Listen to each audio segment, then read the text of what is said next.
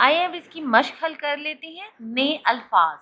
سوال نمبر 1 ہے دیے ہوئے الفاظ کے معنی سمجھیں۔ الفاظ ہے اجنبی۔ اجنبی کا مطلب ہے ناواقف، جس کو ہم نہیں جانتے۔ سستانہ، آرام کرنا۔ ممبر، وہ جگہ جہاں امام کھڑے ہو کر یا بیٹھ کر خطبہ دیتا ہے۔ امین، امانت دار۔ صادق، سچا۔ آپ نے کیا سمجھا؟ سوال نمبر 2 ہے درست الفاظ چن کر خالی جگہ پر کریں۔ کھجوریں، خوبیاں، وصولی، خطبہ، داخل۔ اونٹ کی واپسی یا قیمت کی وصولی کے لیے کیا کریں؟ اجنبی شخص نے ایک آدمی کے ذریعے سے ڈھیر ساری کھجوریں بھجوا دیں۔ مسافر کھجوریں کھا کر مدینہ منورہ میں داخل ہوئے۔ نبی کریم صلی اللہ علیہ وسلم کی ذات میں بے پناہ خوبیاں تھیں۔ مسافروں نے دیکھا کہ وہ اجنبی شخص ممبر پر کھڑا خطبہ دے رہا ہے۔ سوال نمبر 3 سبق کے مطابق درست جواب کی نشاندہی رنگ بھر کر کریں۔ لوگ خریدنے کے لیے مدینہ منورہ گئے۔ کھجوریں، کپڑے۔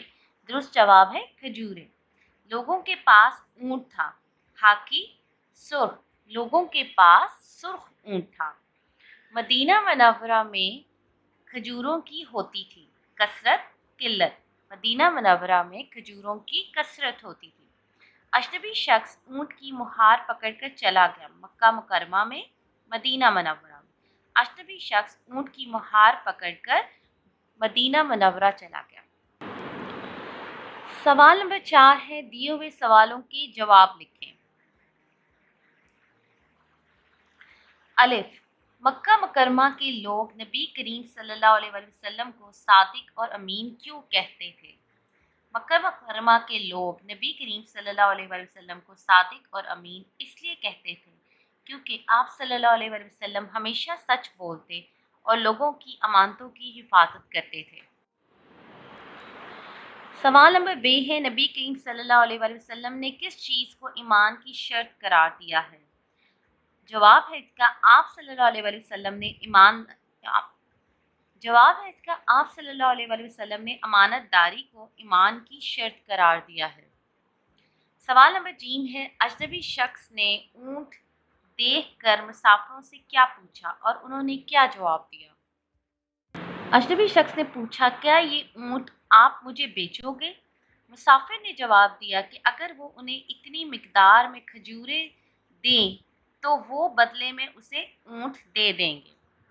سوال نمبر د ہے ممبر پر کھڑے ہو کر خطبہ دینے والے اجنبی شخص کون تھے؟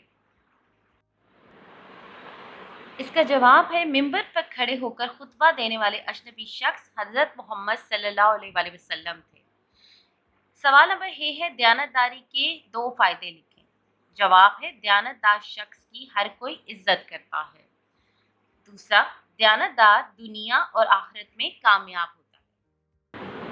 لفظوں کا کھیل۔ سوال نمبر 7 ہے خالی جگہ میں درست حروف لکھ کر الفاظ بنائیں اور ان پر اعراب لگائیں۔ صاد خ س ح ت حت صحت، میم ت مت عین دال دال متعدد، شین ر شر کاف ت کت شرکت،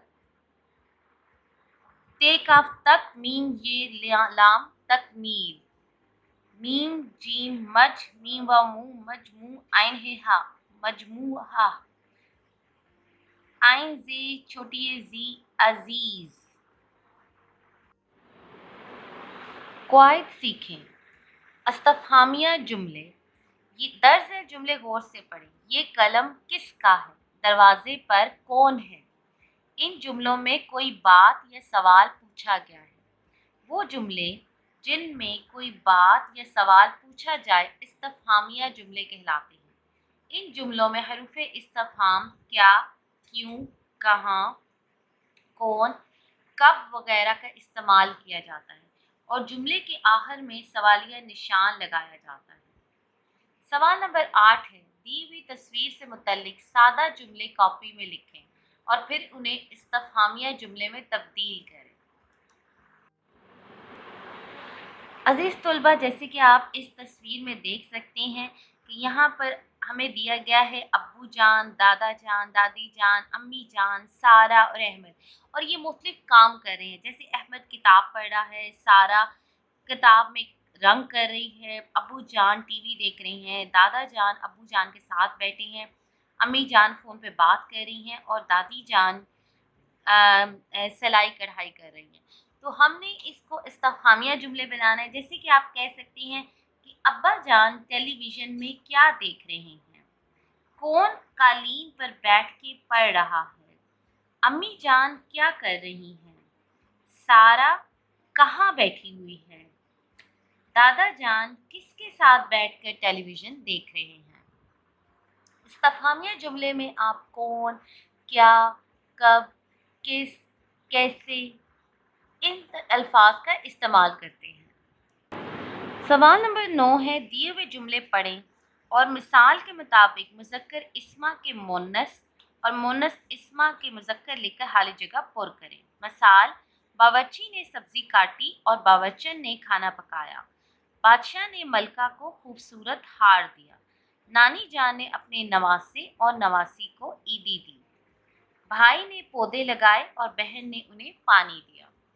مالک کی ایک آواز پر خادم اور خادمہ دوڑے چلے آئے۔ سوال نمبر 10 ہے، دیا ہوا واقعہ درست تلفظ اور روانی سے پڑھیں۔ بعد ازاں اس کے اہم نکات کی روشنی میں نتیجہ اخذ کریں۔ نبی کریم صلی اللہ علیہ وآلہ وسلم بازار گئے۔ وہاں آپ صلی اللہ علیہ وآلہ وسلم نے ایک شخص کو دیکھا جو غلہ بیچ رہا تھا۔ آپ صلی اللہ علیہ وآلہ وسلم اس کے پاس تشریف لے گئے۔ اس کے سامنے غلے کا ڈھیر لگا ہوا تھا۔ آپ صلی اللہ علیہ وآلہ وسلم نے غلے کے ڈھیر میں ہاتھ ڈالا تو وہ گیلا محسوس ہوا۔ آپ صلی اللہ علیہ وآلہ وسلم نے اس شخص سے پوچھا کہ غلہ اندر سے گیلا کیوں ہے؟ اس شخص نے جواب دیا، اے اللہ کے رسول، بارش کی وجہ سے غلہ بھیگ گیا تھا۔ نبی کریم صلی اللہ علیہ وسلم نے فرمایا کہ تم نے گیلا غلہ نیچے چھپا کر رکھنے کی بجائے باہر نکال کر اوپر کیوں نہ رکھا تاکہ خریدنے والے کو معلوم ہو جائے کہ یہ گیلا ہے۔ پھر آپ صلی اللہ علیہ وآلہ وسلم نے فرمایا، جس نے دھوکہ دیا وہ ہم میں سے نہیں ہے۔ اس واقعے سے ہمیں یہ سبق ملتا ہے کہ ہمیں کسی کے ساتھ دھوکہ نہیں کرنا چاہیے، اور خاص طور پہ جب تاجر خرید و فروخت کر رہے ہوتے ہیں تو انہیں اپنے مال کے بارے میں صحیح معلومات دینی چاہیے۔ عزیز طلبہ، آج کے سبق میں ہم نے حضرت محمد صلی اللہ علیہ وآلہ وسلم کی بے مثال ذات کے بارے میں پڑھا کہ وہ کتنی خوبیوں کے مالک ہیں، اور ان کو صادق اور امین اس لیے کہا جاتا تھا کیونکہ وہ ہمیشہ سچ بولتے تھے اور دیانتداری سے کام لیتے تھے۔ آپ بھی مجھے کمنٹ سیکشن میں کمنٹ کر کے بتائیں کہ ایسی کون سی خوبیاں ہیں جو آپ کے اندر موجود ہیں۔ مشکل الفاظ آپ لوگوں نے لکھ کر ان کی دہرائی کرنی ہے۔ اپنا بہت سا خیال رکھیں۔ اللہ حافظ۔